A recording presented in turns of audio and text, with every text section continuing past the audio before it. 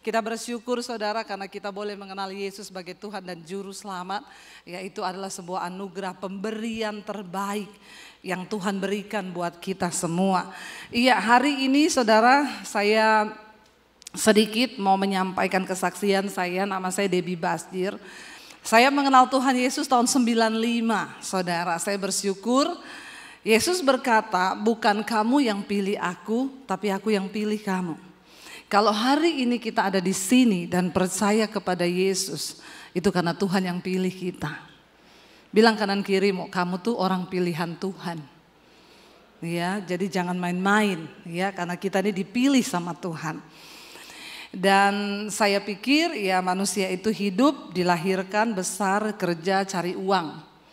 Nanti kalau sudah dapat uang, foya-foya, mati masuk surga. Ya, ternyata tidak seperti itu, saudara. Tanpa pengenalan yang benar akan Tuhan, saya ikuti apa yang dunia tawarkan. Firman Tuhan berkata, yang ada dalam dunia ini hanya 3 hal. Yang pertama apa? Keinginan. Saudara baca Alkitab enggak?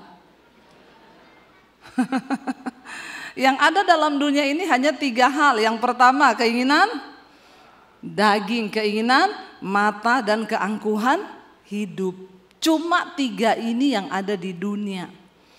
Yang pertama keinginan mata, keinginan daging, dan keangkuhan hidup.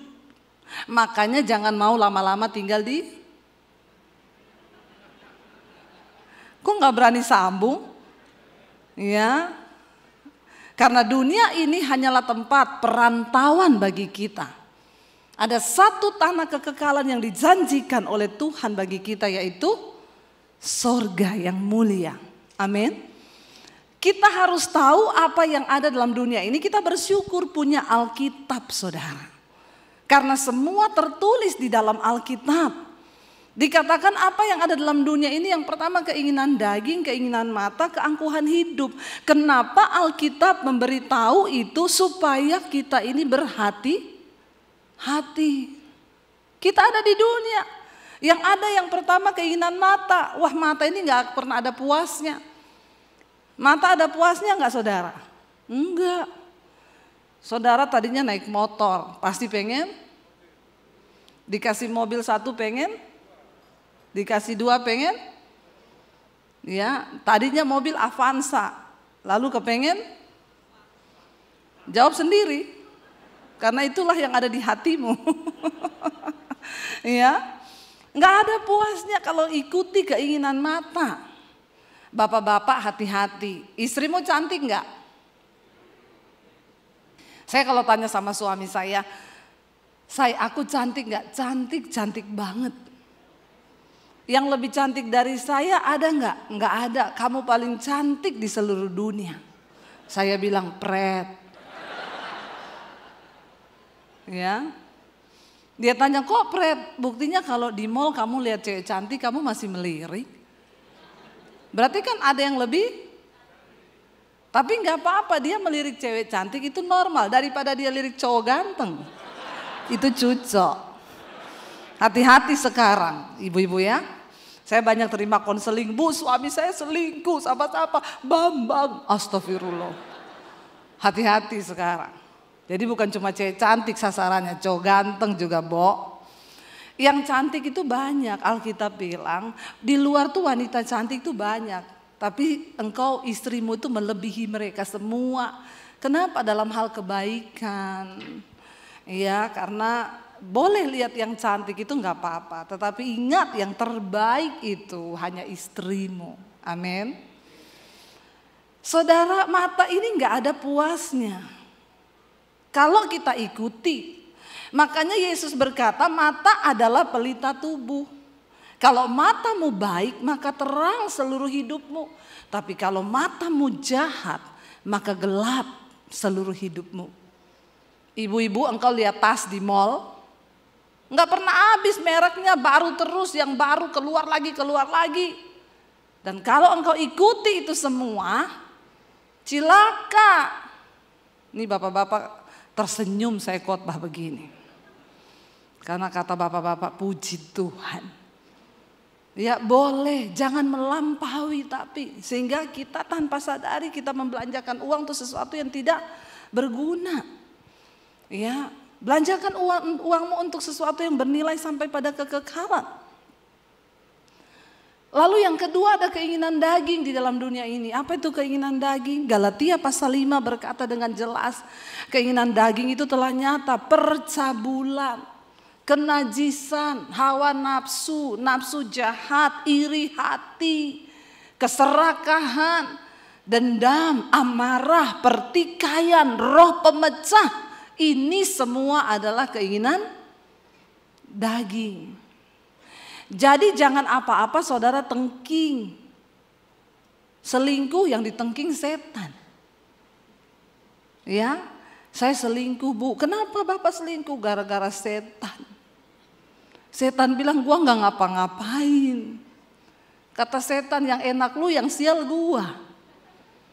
Ya, makanya setan bilang sama Tuhan, saya sudah nggak mau jadi setan Tuhan. Kenapa? Manusia lebih setan dari setan. Bertobat.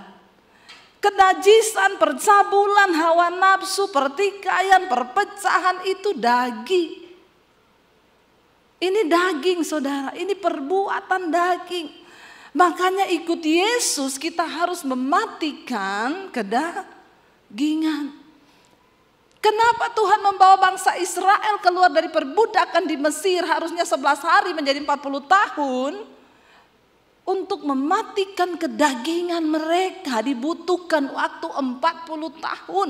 Sebab membawa bangsa itu keluar dari Mesir ke tanah perjanjian adalah hal mudah bagi Tuhan. Tapi yang sulit adalah mengeluarkan Mesir dari otak bangsa Israel.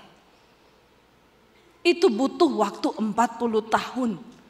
Tuhan tidak mau bangsa ini masuk ke satu tanah yang baru dengan hidup yang lama. Dengan pola pikir mereka yang lama, dengan hobi-hobi mereka yang lama, dengan kedagingan mereka. Karena itu bisa membinasakan mereka. Tuhan mau bangsa itu masuk dengan hidup yang baru, cara pandang yang baru, karakter yang baru, supaya mereka menghidupi tanah perjanjian itu. Makanya Tuhan berkata kepada Musa, tulis semua riwayat perjalanan ini, supaya bangsa itu ingat. Dan katakan kepada mereka, mereka harus taat dan mengikuti, menuruti semua hukum-hukumku agar baik keadaan mereka dan anak cucu mereka. Tidak ada yang terbaik dalam hidup kita saudara selain menuruti firman Tuhan. Katakan amin. Hanya firman Tuhan yang menjamin keadaanmu akan menjadi baik. Dunia tidak bisa menjamin sebab dunia ini berubah. Sehebat apapun kita mempertahankan, jangan sombong. Bahkan bisnismu itu ada dalam kendali Tuhan. Jangan pernah berkata karena aku mampu, karena aku bisa. No, kita semua bisa hanya karena kasih karunia Tuhan. Kedagingan ini harus dimatikan. Yang ada dalam dunia itu kedagingan, percabulan, kenajisan. Sekarang banyak homoseksual, lesbian. Itu terjadi bahkan di gereja-gereja banyak. Tapi Tuhan sanggup melepaskan. Jangan bilang, saya memang sudah begini bu, tidak bisa bu. Apa yang Tuhan tidak bisa lakukan? Alkitab berkata, roh yang membangkitkan Kristus dari kematian itu ada dalam dirimu. Saudara yang homo hari ini engkau katakan, roh yang membangkitkan Kristus ada di dalam diriku. Jadi aku pasti bisa dan aku pasti mampu keluar dari setiap ikatan dosa ini. Amin. Jangan engkau merasa tenang duduk di gereja dengan dosa-dosa dan dosa. Engkau nyaman setiap hari Minggu. Jangan bermain-main dengan kasih karunia Tuhan. Hormati Tuhan dan akan baik keadaanmu. Itu janji firman Tuhan. Ya, supaya baik keadaanmu, perhatikan firman, hormati Tuhan. Orang yang menghormati Tuhan, orang yang taat kepada Tuhan itu terbukti dengan hidupnya di dalam pertobatan. Kita berubah. Ya, yang ketiga yang ada dalam dunia itu dikatakan keangkuhan hidup, yaitu kesombongan. Manusia itu dari sananya memang sudah dilahirkan. Dilahirkan apa? Sombong. Dari sananya, jangan bilang gini, itu bu orang ya mentang-mentang kaya sombong loh. Jangankan yang kaya, miskin sombong juga banyak. Ya kaya sombong masih mending, miskin sombong tuh kebangetan. Tapi yang pasti Alkitab berkata Tuhan menentang orang sombong, tapi dia meninggikan orang yang rendah hati. Siapa yang mau ditinggikan? Angkat tangan. Yang mau ditinggikan Tuhan. Gak peduli mau masa depan itu, tahun depan kegelapan. Ketika engkau hidup dengan rendah hati, menuruti firman Tuhan, maka Tuhan sanggup meninggikan engkau. Di tengah masa yang kelam sekalipun, janjinya itu ya dan amin. Tidak ada perkara yang mustahil. Saya dan suami saudara di tengah masa pandemi, tadinya kita sudah berpikir mau jual rumah di Jakarta, kita mau pulang kembali ke Solo. Karena suami saya orang Solo, saya Sulawesi. Ya kita ini dua-dua ketemunya di gereja. Banyak yang bingung, ibu dulu ketemu suami di mana? Kok bisa ya Solo ketemu Sulawesi? Saya lahir di Poso, suami saya di Solo. Ya kita ketemunya di gereja. Jadi kita kalau ditanya ketemu di mana bu dulu? Di gereja. Kayaknya tempat yang paling elit untuk ketemu jodoh itu di gereja. Itu benar jodoh. Daripada tanya dulu ketemu di mana bu? Di terminal. Lu mau cari jodoh atau cari preman? Ya, ketemunya di mana? Di angkot. Aduh, ya. Lalu saudara kami menikah dan di Jakarta kita menginjak ini 12 tahun kami di Jakarta. Setelah kami menikah di Solo, lalu kita sudah beli rumah di Solo, pelayanan di Solo, tiba-tiba kita dapat panggilan Tuhan untuk tinggalkan kota Solo. Saya doa puasa saudara. Saya tanya Tuhan, kalau kami tinggalkan kota Solo itu kita kemana? Tuhan bilang aku ya akan tuntun. Singkat cerita kami berdoa minta tanda. Tadinya saya sendiri yang dapat. Jadi awalnya tuh tiap hari saya nangis. Kenapa saya tiap hari nangis ya? Kayaknya Tuhan ini mau bicara sesuatu. Lalu saya puasa, saya datang ke satu tempat doa saudara. Saya bilang Tuhan saya tahu engkau mau berbicara kepada saya. Apa yang mau Tuhan sampaikan? Aku nih merasakan hati Tuhan. Lalu Tuhan sampaikan banyak pernyataan, salah satunya aku akan bawa kamu keluar dari kota ini. Kemana Tuhan? Nanti ke satu negeri yang akan aku tunjukkan kepadamu. Saya bilang kok kayak Abraham ya. Kenapa Tuhan gak ngomong aja, jadi saya tinggal pencet Google Map. Google Map bilang belok kanan, 100 meter lagi belok kiri. Zaman Abraham kan belum ada Google Map. Lalu saya berdoa minta peneguhan, saya bilang Tuhan kalau memang ini dari Tuhan, maka suami saya juga akan mendapatkan hal yang sama. Saya tunggu, saya gak pernah ngomong sama suami, tiba-tiba satu malam kita duduk-duduk, suami saya itu bilang gini, kamu rasa gak sih kita nih di Solo ini kayak stuck ya? Saya umpan dia, stuck gimana? Kita pelayanan terus loh tiap hari. Tapi aku merasa di alam roh ini stuck loh kita nih. Tapi tiap hari full jadwal loh saudara. Terus saya tanya sama suami saya, terus maksudmu itu apa? Dia bilang, kamu terasa gak kayaknya Tuhan tuh mau bawa kita keluar dari kota ini ya? Waduh saya kaget saudara. Waduh saya akhirnya ngomong saya juga dapat yang sama. Makanya saya lagi doa puasa. Lalu kita berdoa kemana Tuhan bawa. Setelah melalui pergumulan panjang tanda demi tanda, saya kalau cerita nanti gak selesai. Akhirnya kami dapat saudara, kita mau dibawa Tuhan ke Jakarta.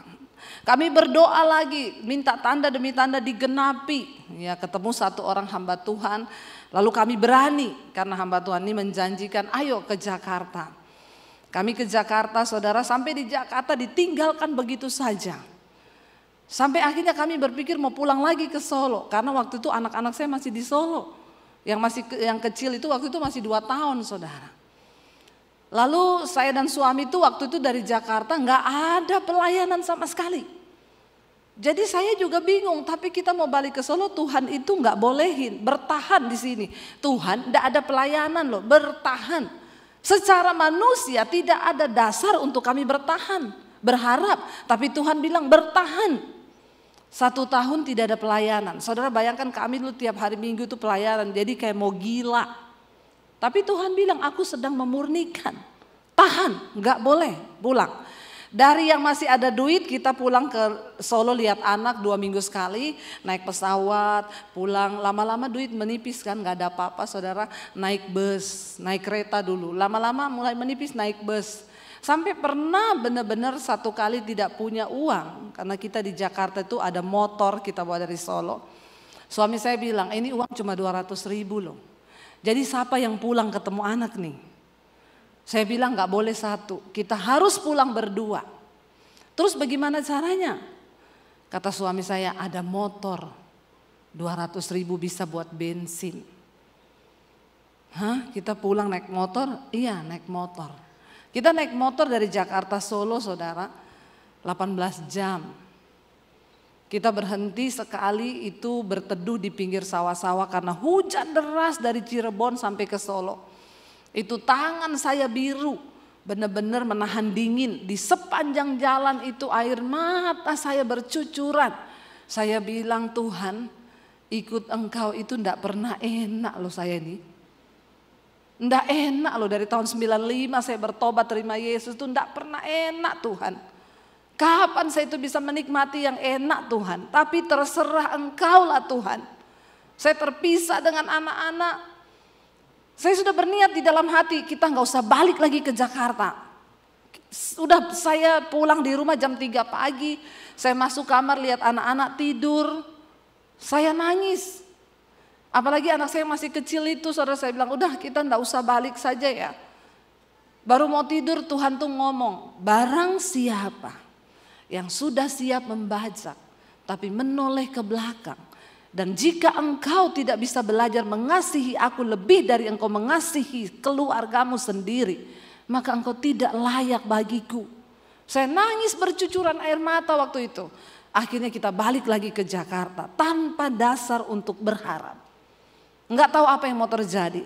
Kita di Jakarta pelayanan, akhirnya mulai terbuka jalan.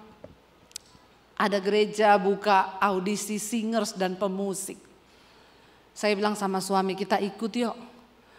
Terus suami saya bilang enggak ada audisi pembicara saya. Enggak apa-apa, suaraku ini yo tidak jelek. Saya ini hanya mau melayani Tuhan. Jadi singers keterima, haleluya, puji Tuhan 12 kali. Akhirnya kita daftar, ditanya sama yang audisi. Bapak mau ikut audisi apa? Main piano, keyboard. Ibu nyanyi. Coba bapaknya main, ibunya nyanyi.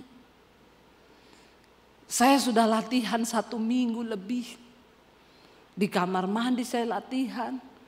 Di mana-mana saya latihan. Biar nanti yang terbaik saudara. Oke, suami saya main, saya nyanyi.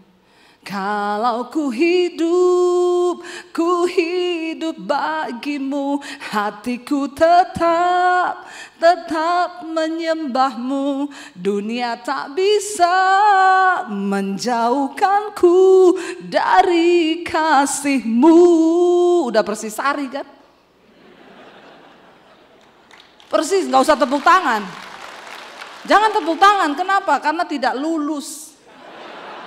Tidak lulus audisi. Padahal saya rasa itu sudah, kalau ku hidup bagimu. Wih, keren kan? Tidak lulus saudara. Betapa terpukulnya hati ini.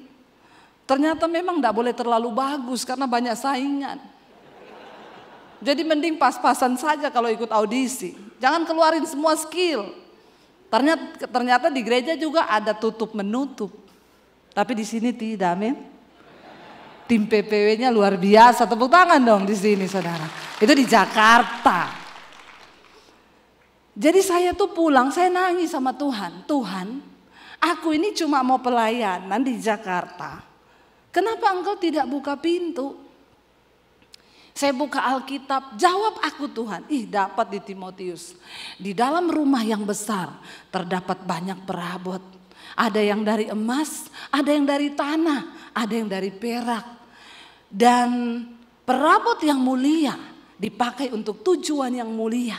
Sedangkan perabot yang kurang mulia dipakai untuk tujuan yang kurang mulia. Aku Tuhan mengetahui siapa milik kepunyaanku, dan barang siapa menyucikan dirinya dari hal-hal yang jahat, ia dipandang layak oleh tuannya, diangkat menjadi perabot yang mulia, dan dipersiapkan untuk sebuah tujuan yang mulia. Saya nangis bercucuran air mata. Saya bilang, saya enggak usah dikasih yang mulia juga enggak apa-apa Tuhan. Saya ini cuma mau melayani Tuhan. Tuhan bilang, aku tahu siapa milik kepunyaanku. Banyak pendeta, banyak hamba Tuhan, banyak jemaat yang mengaku bahwa dia adalah milik Kristus. Tapi ingat baik-baik, hanya Tuhan yang tahu siapa milik kepunyaannya. Dan syarat untuk kita bisa menjadi kepunyaan Tuhan, dia bilang apa? Barang siapa menyucikan dirinya dari hal-hal yang jahat, dia dipandang layak oleh tuannya dan diangkat menjadi perabot yang mulia. Saya tadi tidak mau menyampaikan ini saudara, tetapi saya nggak tahu, saya belok ke sini. Mungkin multimedia bisa ya sampaikan. Saya cari dulu ayatnya, 2 Timotius pasal 2 ayat yang ke-20. Saya tuh suka begitu saudara, makanya saya ditanya sama tim multimedia dari minggu lalu, Bu ayatnya apa? Ibu mau khotbah apa? Saya garuk-garuk kepala. Karena saya ini saudara, saya tuh ngalir. Terserah Roh Kudus mau bicara apa. Saya tidak bisa ditanya lagunya apa, khotbahnya apa. Dulu saya coba khotbah pakai multimedia.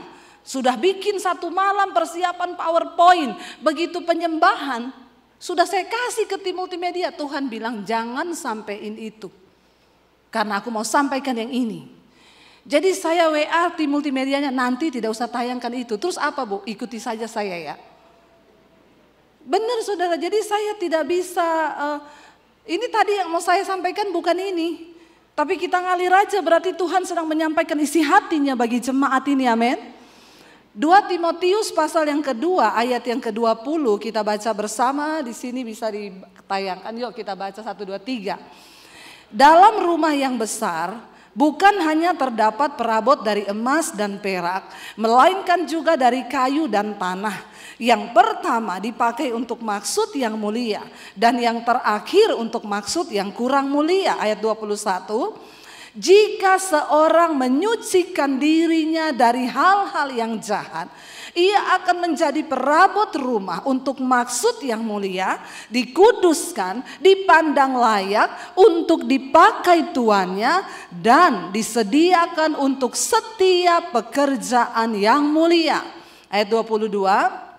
Sebab itu jauhilah nafsu orang muda, kejarlah keadilan, kesetiaan, kasih dan damai bersama-sama dengan mereka yang berseru kepada nama Tuhan. Dikatakan hindarilah dengan berseru kepada Tuhan dengan hati yang murni. Hindarilah soal-soal yang dicari-cari, yang bodoh, yang tidak layak. Engkau tahu bahwa hal-hal itu mendatangkan pertengkaran. Saya pengen ayat yang ke-10 kita baca. Coba kembali ke ayat yang ke-10, kelewat tadi saudara ya. Ayat yang ke-10 ini intinya hari ini baca bersama. Tetapi ayat yang ke-10 ya. Ayat yang ke-19, ayat yang ke-19. Ayat yang ke-19 baca bersama 1, 2, 3. Tetapi dasar yang diletakkan Allah itu teguh, dan materainya ialah Tuhan mengenal siapa milik kepunyaannya, dan setiap orang yang menyebut nama Tuhan hendaklah meninggalkan kejahatan. Saudara, dasar yang diletakkan Allah itu teguh, dan materainya ialah Tuhan mengenal siapa milik kepunyaannya. Percuma kita jadi Kristen pencitraan. Percuma kita jadi hamba Tuhan pencitraan. Percuma. Mari hari ini kita benahi hidup kita. Yang terpenting adalah penilaian Tuhan atas hidup kita. Enggak penting penilaian manusia. Yang terpenting itu adalah penilaian Tuhan. Karena nilai yang diberikan manusia itu belum tentu sama dengan nilai yang diberikan Tuhan. Tadi saya baru cerita di mobil waktu dijemput ya. Saya bilang kalau anak-anak saya itu saya tidak pernah menuntut mereka juara di sekolah. Anak saya bilang, aduh mam besok ulangan matematika susah banget matematikanya. Saya bilang gak apa-apa, sebisamu saja. Mami tidak menuntut kamu dapat nilai 10, dapat nilai 100. Yang penting kamu mengerti nilai kehidupan. Amin. Karena nilai yang diberi manusia itu tidak sama dengan nilai yang diberikan oleh Tuhan. Satu kali anak saya bilang, gurunya bilang, Bu ini nilainya anak ibu agak turun loh di sini. Saya tanya sama anak saya, kenapa? Lah itu loh aku kan ada soal. Budi disuruh membawa galon sekian ratus. Hari sudah malam. Lift sebentar lagi tutup. Sekali angkut itu lift hanya bisa memuat sekian galon. Berapa lama waktu yang dibutuhkan Budi dan berapa banyak galon yang bisa Budi bawa dalam waktu yang kesekian? Anak saya jawab dengan jawaban yang sangat singkat. Besok aja. Karena kasihan sudah malam. Masa orang suruh kerja sampai malam loh. Mesake toh yo. Terus kata gurunya, ya jadi dapat 0 Bu jawabannya. Saya bilang sama gurunya, Bu kalau saya jadi ibu, saya kasih anak saya nilai 100. Karena ibu harus melihat dari cara pandang yang beda. Anak saya berbelas kasihan Bu, walaupun itu cuma soal. Kata gurunya susah ya anak pendeta. Didikannya itu sudah salah, jadi matematikanya salah semua. Ya dia jawab begitu saudara. Ya mesake toh yo sudah malam masa orang suruh angkat-angkat liftnya sudah mau ditutup. Besok lagi aja. Saudara penilaian Tuhan dan penilaian manusia itu berbeda. Ya belum tentu apa yang kita anggap baik itu baik di mata Tuhan. Makanya hari ini gak usah sibuk cari pencitraan manusia. Amin. Mari kita cari penilaian Tuhan dalam hidup kita. Karena ayat ini berkata dasar yang diletakkan Allah itu teguh. Dan materainya ialah Tuhan mengenal siapa kepunyaannya. Jadi kita gak usah pencitraan.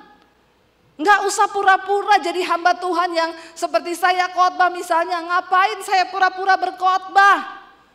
Ngomong kekudusan padahal saya tidak hidup dalam kekudusan. Buat apa para tim musik di sini ngomong, mari kita sembah Tuhan Allah yang kudus padahal engkau tidak kudus, engkau bersinah, engkau homoseksual, engkau lesbian. Buat apa? Engkau tidak sedang menipu manusia, engkau menipu Tuhan. Dan bukankah kita harus lebih menghormati Tuhan daripada menghormati manusia? Mari kita hormati Tuhan. Mari kita meletakkan Tuhan sebagai satu-satunya yang utama di hidup ini. Karena dia sudah memberi pemberian yang terbaik bagi kita. Dengan apapun kita tidak akan pernah balas cinta kasihnya, gak pernah bisa. Tapi setidaknya kita juga mau berkata, kami mau berusaha Tuhan untuk memberi yang terbaik bagi Engkau. Ayat ini jelas berkata, Tuhan itu mengenal siapa milik kepunyaannya. Dan kalau kita mau diakui Tuhan menjadi milik kepunyaannya, di sana dikatakan setiap orang yang menyebut nama Tuhan hendaklah meninggalkan kejahatan. Kalau engkau mau melihat tahun-tahun depan Tuhan membela hidupmu, maka tidak ada pilihan, jadilah orang yang berkenan di hadapan Tuhan. Karena dia sanggup melakukan segala perkara.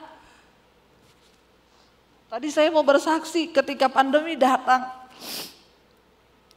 Kami sudah tidak tahu mau hidup bagaimana. Tidak ada uang yang cukup di rekening kami untuk bertahan di tengah masa pandemi yang kita nggak tahu sampai kapan. Jadi saya dan suami berkata, kemungkinan terburuk kita pulang ke Solo, jual rumah di Jakarta. Kita cuma berkata, jangan pernah menuduh Tuhan itu jahat.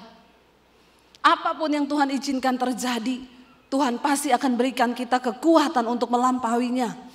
Saya selalu bilang sama Tuhan, Tuhan, saya pernah merasa hidup tanpa uang 1 sen pun. Saya bilang, saya pernah merasakan hidup tanpa uang 1 sen pun. Tanpa ada satu orang pun di hidup saya yang saya bisa taruh untuk menjadi pengharapan saya. Waktu saya diusir dari keluarga saya ketika saya terima Tuhan Yesus sebagai Tuhan dan Juru Selamat. Saya keluar tanpa apa-apa. Bahkan papi saya bilang, jangan bawa ijazahmu.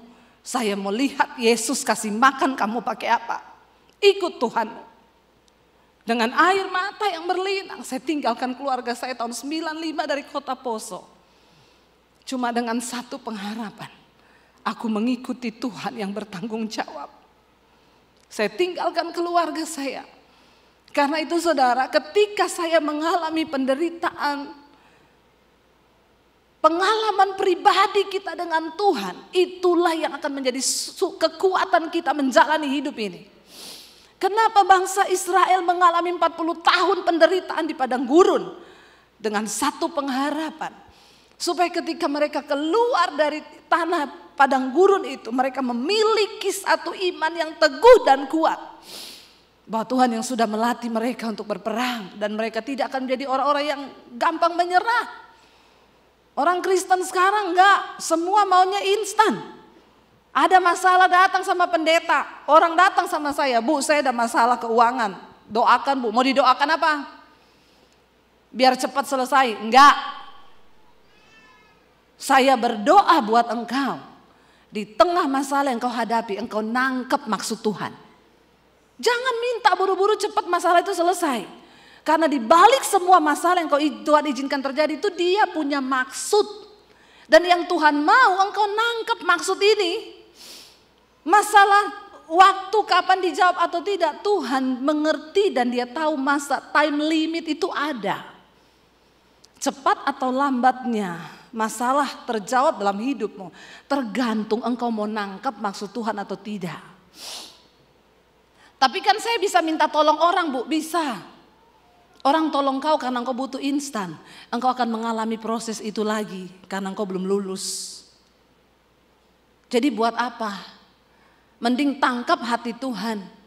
Di dalam engkau berbisnis, engkau mengalami masalah keuangan, engkau gak duduk di kaki Tuhan. Tanya Tuhan, kenapa aku mengalami ini kerugian di bisnis? Duduk di kaki Tuhan, tanya. Kalau engkau nangkap hati Tuhan, engkau akan menjadi pebisnis yang punya pengalaman. Dan engkau melihat Tuhan turut bekerja. Tapi kalau engkau lari pinjam uang bank lagi, bank bisa tolong engkau. Tapi engkau akan masuk dalam kerugian yang lebih besar setelah itu. Karena engkau tidak nangkap maksud Tuhan. Makanya saya tidak pernah berdoa bagi jemaat Tuhan, tolong cepat selesaikan. No. Tuhan latih dan didik dia sampai dia mengerti maksud dan rencanamu. Tuhan itu lebih tertarik saudara. Membawa kita dalam proses supaya kita itu mengerti isi hatinya ketimbang hanya menjawab masalah-masalah dan pergumulan kita. Lalu saya bilang sama suami, kita pandemi gak tahu mau bagaimana ini. Ya udah kita jual rumah di Jakarta, kita pulang ke Solo. Tidak ada yang tahu apa yang akan terjadi dan berapa lama pandemi ini berlangsung. Kami hanya punya uang pas-pasan untuk bisa bertahan makan. Di tengah kesulitan itu anak saya bilang yang gede, Mam aku mau kuliah ya. Kapan nak? Sekarang. Dek kita bertahan makan aja udah puji Tuhan. Kamu kuliah berapa? 70 juta. Saya bilang, Dek kuliah dan tidak kuliah tidak menentukan masuk surga. Maksud saya menghibur diri. Karena memang gak ada duit. Tapi saya bilang sama anak saya, tapi kalau Tuhan berkenan, gak ada yang mustahil. Tapi hari ini mami sama papi benar-benar tidak bisa. Jalani aja dulu. Kita bertahan hidup aja udah puji Tuhan. Saya tidak menyangka di tengah masa pandemi Tuhan mengangkat pelayanan saya lewat YouTube. 2019 awal, saya dapat suara Tuhan berkata begini, cepat ambil alih dunia media untuk Injil. 2019 saya bilang ke suami saya, Tuhan suruh kita cepat bergerak di media untuk ambil pelayanan. Pemberitaan Injil di media. Suami saya bilang kalau Injil di media berarti TV. Ya udah kita tanya-tanya di stasiun TV swasta yuk di Jakarta.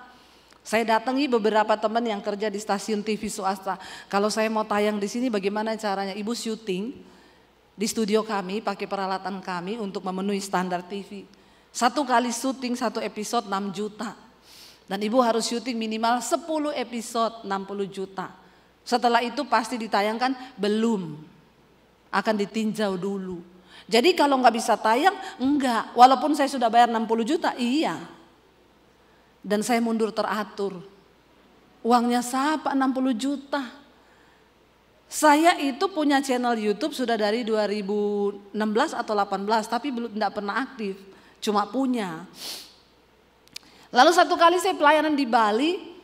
Saya ketemu sama satu orang, saya dengan mami saya duduk di satu meja, ada produser di situ lagi syuting. Saya tanya, Pak ini syuting buat apa ya? Oh kita mau bikin TV Bu, di mana? Di YouTube.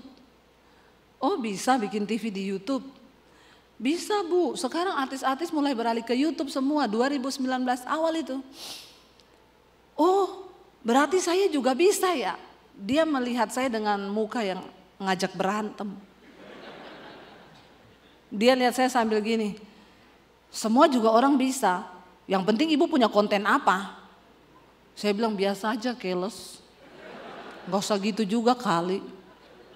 Terus karena dia lagi buka-buka YouTube saya bilang, Mas coba ketik nama saya di YouTube. Kan ada gereja-gereja yang undang saya, udah angkat khotbah-khotbah saya. Siapa? Debbie Basjir, dia ketik. Keluarlah, oh ibu pendeta. Iya, ini ada khotbah ibu yang nonton ini sampai 100.000. Berarti ibu sudah punya nama di YouTube, mukanya agak sedikit berbeda.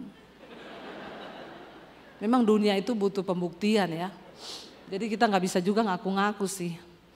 Terus saya bilang berarti saya bisa bikin, oh bisa banget Bu, ibu sudah punya nama di YouTube. Saya pulang dari Bali saya bilang ke suami saya dapat yang Tuhan maksud. Apa? YouTube. Suami saya gini, opo meneh iki. Ayo kita syuting pakai iPhone aja bisa kok, pakai handphone. Dia bilang kita nggak punya studio, kita nggak punya kamera, pakai handphone bisa, pakai handphone.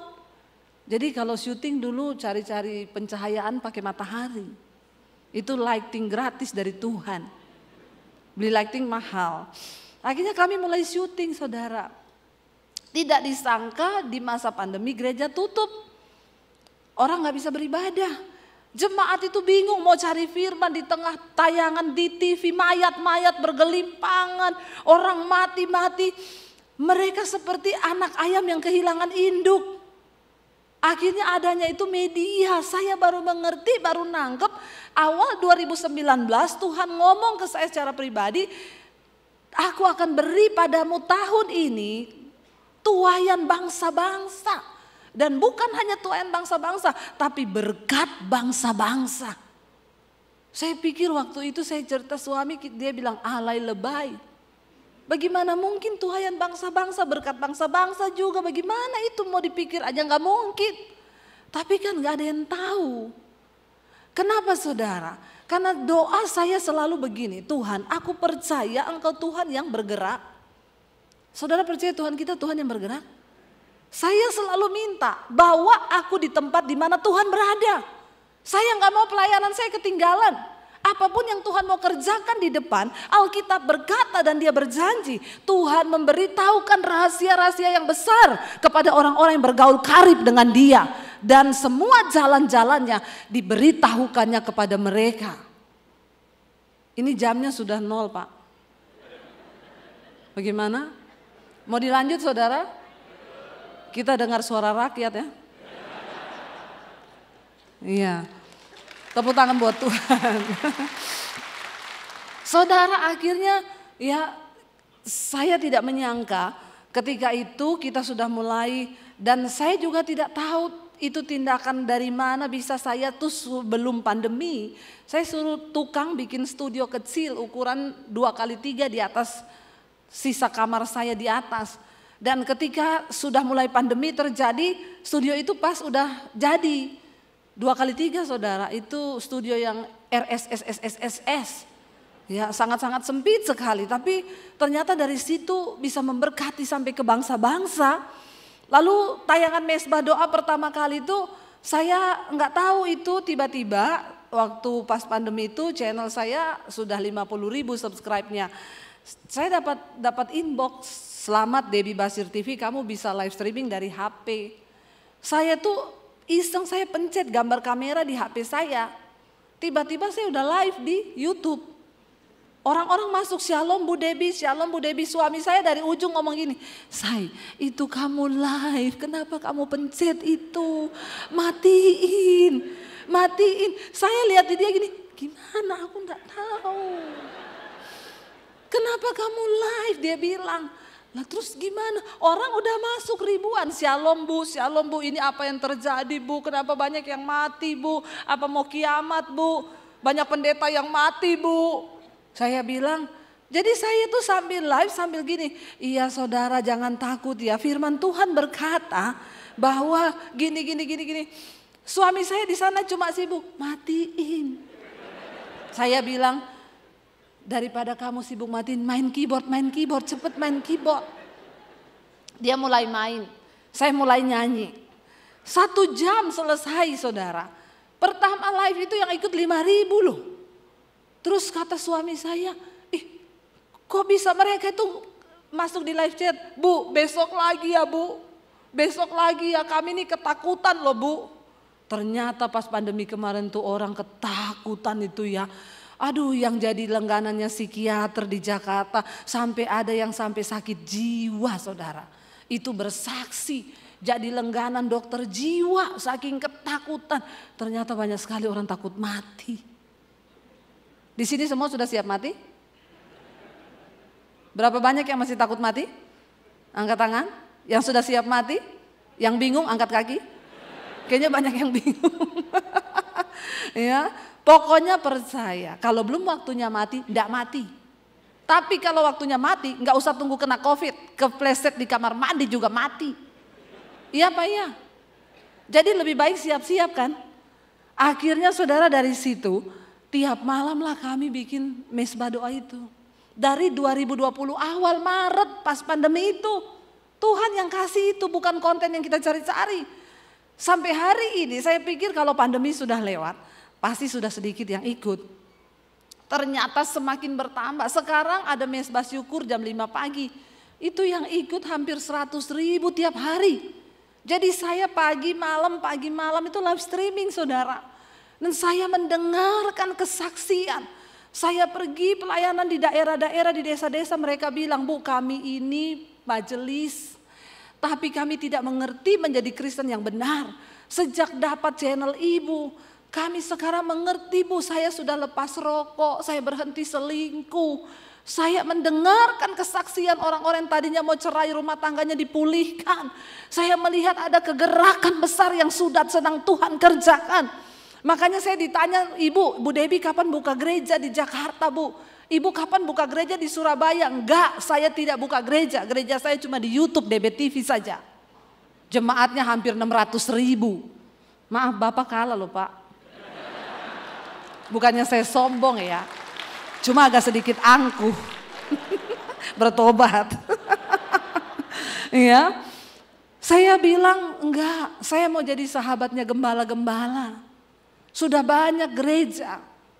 Jadi saya mau jadi sahabat gembala, kalau mau buka gereja buka sana di Morowali, Papua, itu banyak. Gereja dibutuhkan di sana. Saudara, saya mau bersaksi di tengah masa pandemi, kami tidak jadi jual rumah.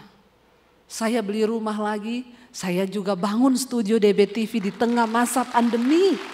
Tuhan sanggup membalikkan keadaan hanya semudah Dia berfirman bagi orang-orang yang dikenannya. Dan bukan cuma itu, di tengah masa pandemi kami bisa membangun puluhan gereja di desa-desa. Saudara, saya melihat apa yang Tuhan buat. Tepuk tangan dong buat Tuhan. Beberapa sudah selesai, masih ada yang masih dalam pembangunan terus. Dan mulai bulan ini pembangunan sekolah misi di Semarang sudah mulai berjalan. Satu, saya tangkap visi dari Tuhan.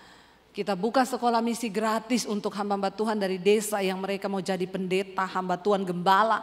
Kita sekolahkan mereka gratis 6 bulan. Setelah itu kita kembalikan ke desa-desa. Saya baru pulang dari Toraja, saudara. Di sana ada satu tempat ibadah yang khusus menampung orang-orang Kristen yang pindah ke agama lain. Dan itu penuh. Itu menjadi satu tangisan di hati saya.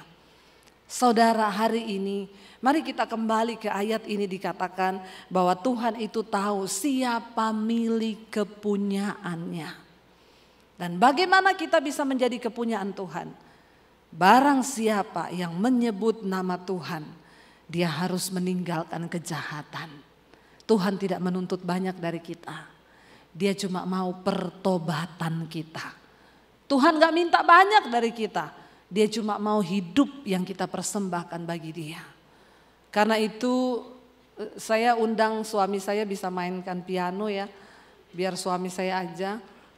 Ya, dan tepuk tangan saudara. Supaya saudara bisa melihat ini yang tidak lulus ikut audisi.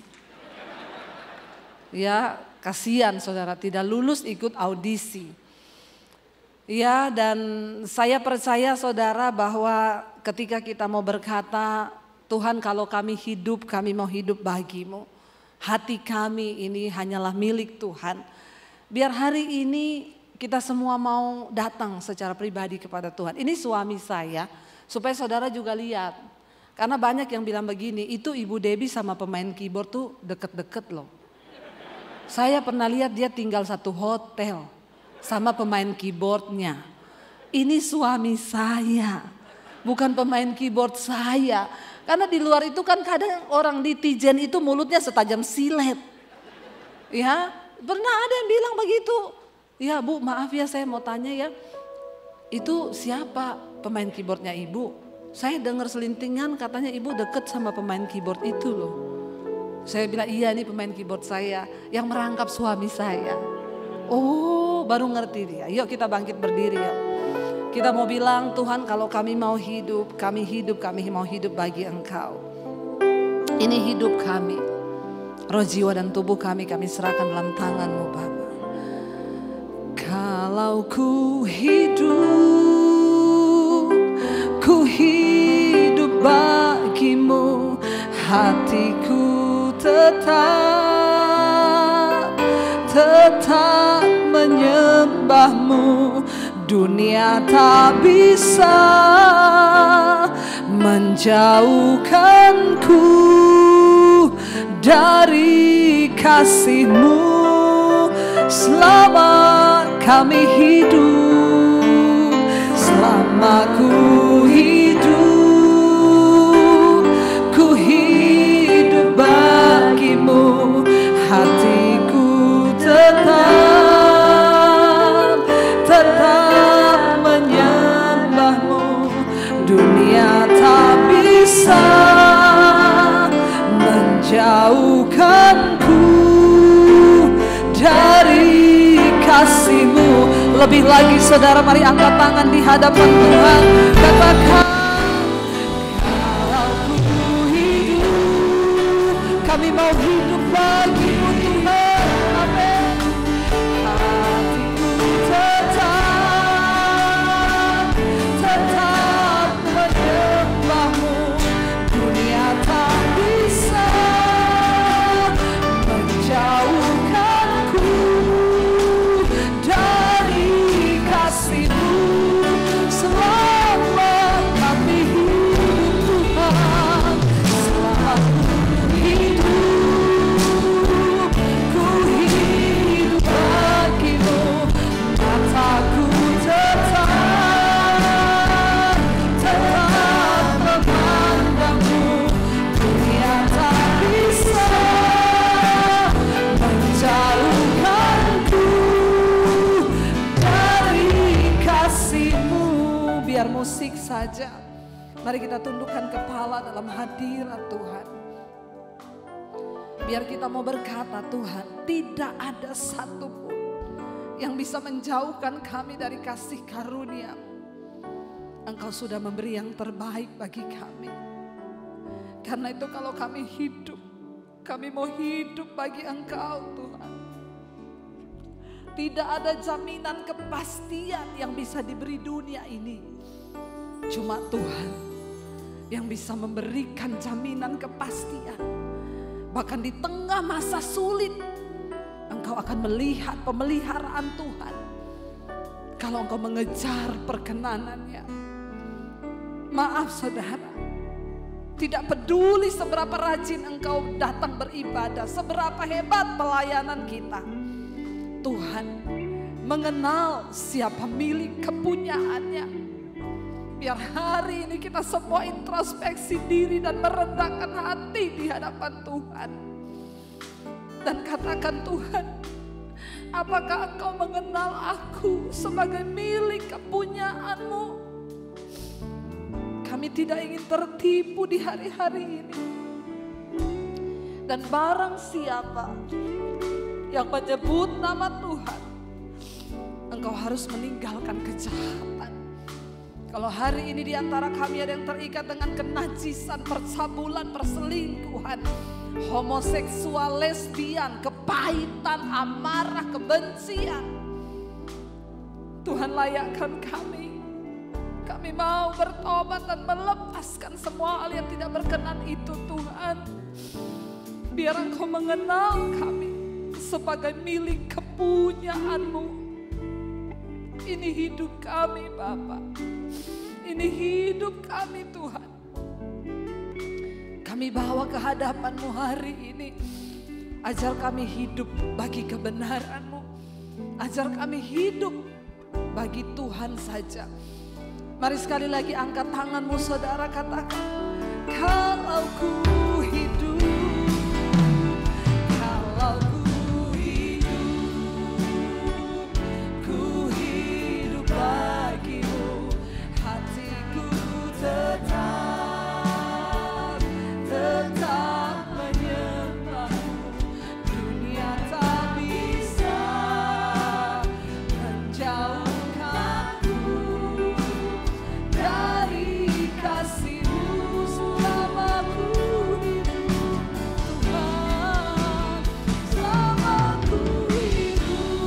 Mau hidup bagimu, hidup kami. Aku tetap memandangmu, dunia tak bisa menjauhkanku dari kasih-Mu, dunia tak akan bisa.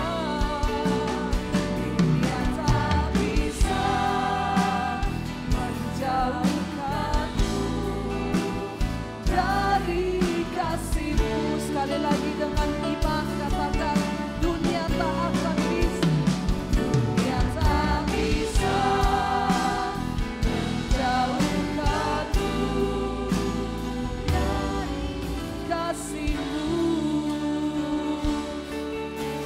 Ini komitmen kami Tuhan. Tidak ada satu pun yang bisa pisahkan kami dari kasih Kristus. Karena Engkau sudah memberi yang terbaik. Kami pun rindu memberi yang terbaik. Segala pujian, hormat, kemuliaan hanya bagi Engkau di dalam nama Yesus. Yang percaya diberkati Tuhan katakan bersama. Amin. Silakan duduk.